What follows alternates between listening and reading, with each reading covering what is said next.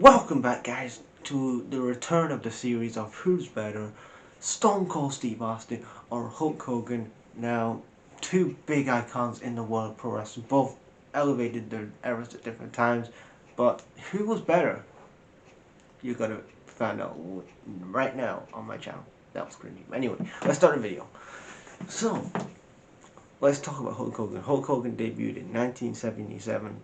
Um, Obviously, he went around the territories. Vince McMahon signed him to WWF, and obviously then he was a heel, and then he built up this whole superhero Hulk Hogan gimmick. And then the big thing that elevated his career was, obviously, we all know, the WrestleMania 3 where Hogan body slams Andre, and that skyrockets Hogan's career.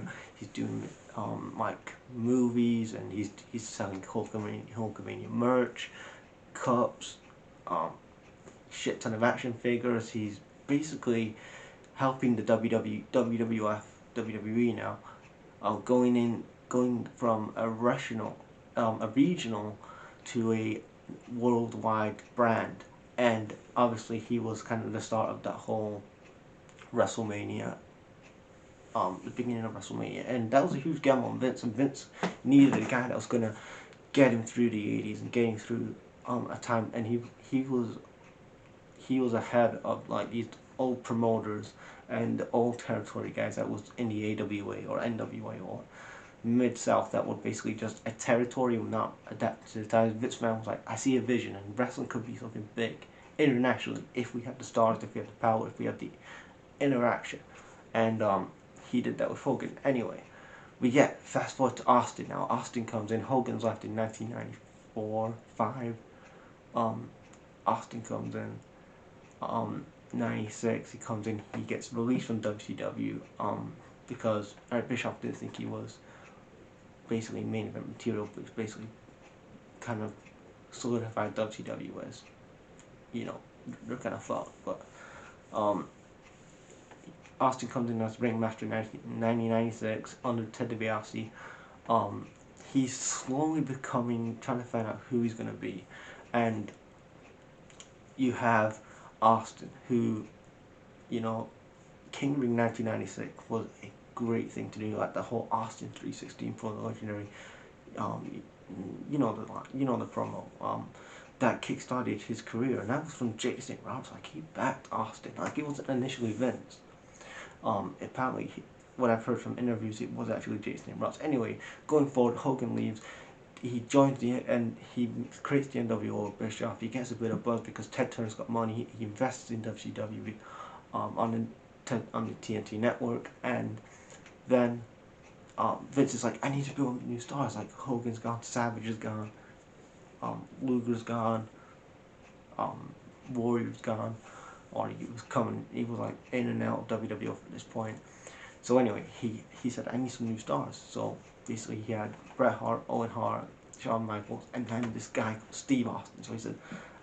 And then he said, I'm going to push Steve Austin, and obviously The Rock, and the rest. So anyway, Steve Austin comes in, he gets really hot around about 97, 98, more 98, gets red hot in 98, especially the segment with Mike Tyson, and he joins 7.0 ratings, 7.0 ratings, really high ratings for Raw, which in today's WWE they could just wish they had, with the star power that they had. But anyway, he's building up things, and he was the leader for Team WWF in the Attitude Era. So I'm going to talk about who had the better feuds. Now look, Austin's feud, the feuds that Austin had. He obviously feuded with The Rock at WrestleMania 3 times in all that other time he had.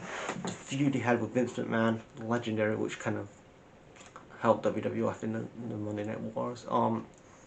The whole thing, obviously, Owen Hart feud, the Brian Pillman feud he had, with Pillman's Got a Gun, and feud with Triple H as well. Got a gun. And then you look at Hogan, and he feuded with, obviously, the feuds he's had with like Flair, which he should have had Flair Hogan at WrestleMania 8, but this is not a topic for today. This is who's better, Hogan or Austin.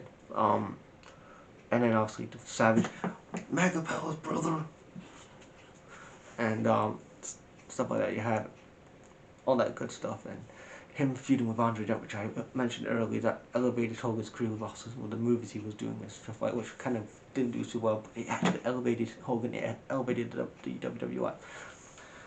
So who had the better feuds out of Austin and Hogan? I'm going to say Austin.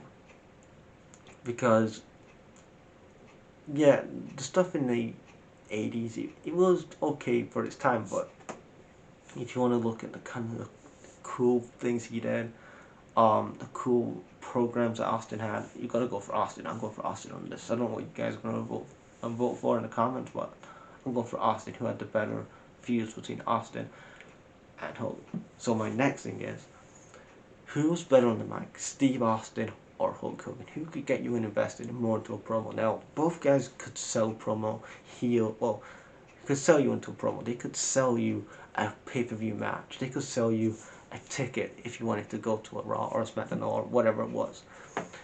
And this was kind of tight. Like, these guys have got awesome mic skills. Austin, you know, he can sell it great, and you got Hogan who can really, you know, get incredible heel heat. Back in the day, he was getting like vegetables and fruit and Pepsi and all these other like drinks and all these other like beers getting thrown into the ring. That's when Hogan turned heel in 1996, and we don't get that in today's world. Like Hogan, that's how much great. And I said this in my Ric Flair Hogan video. Like, this is how great Hogan is, how he can work a crowd as a heel or a face, and all the shit Hogan's done. And I'm not going to talk about it here because it's nothing to do with Terry Bollea, the man. It's about Hulk Hogan, the character, and how he can elevate a crowd, heel or face, and get them emotionally invested. Same with Steve Austin. And I mean, look at the example with Steve Austin. Look at the how he got people hating on him with the whole thing of him turning, which was a bad idea, and even Austin has said that himself.